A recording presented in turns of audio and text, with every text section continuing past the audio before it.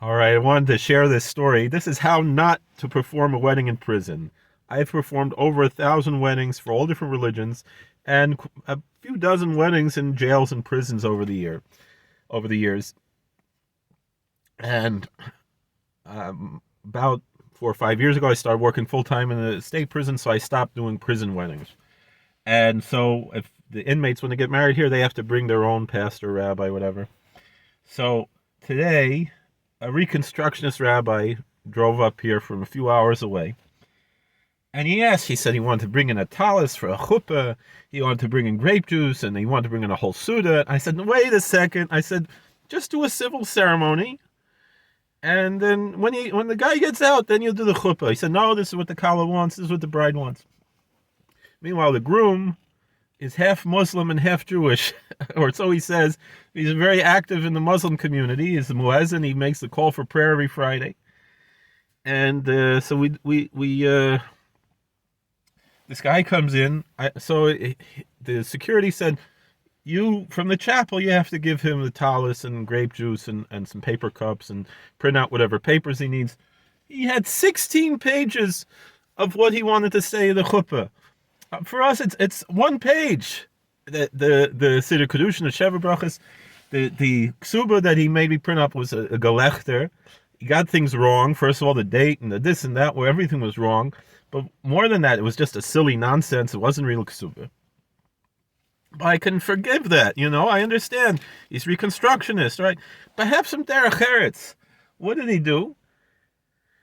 I went to go get the talis back. I went back to the visiting room to go get the talis to bring back to the chapel. And they have the room, a little room. They could have closed the door. They left the door open. They're singing Siman Tov and Mazel Tov. And they're interrupting. Everyone else is having their own meetings, their own visits. There's a Mormon bishop there meeting one of the inmates. He said, look how beautiful this is, an expression of faith. This inmate, he's looking to a bright future. I said, yeah, but what's this rabbi doing? It's annoying. It's obnoxious. What did he do in the end? When he was done with the whatever chuppah, the mockery of a chuppah that he made there, he goes to the door and he says, on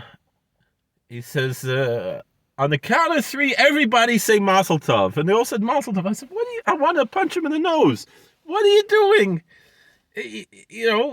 Keep a low profile. Why do you have to go?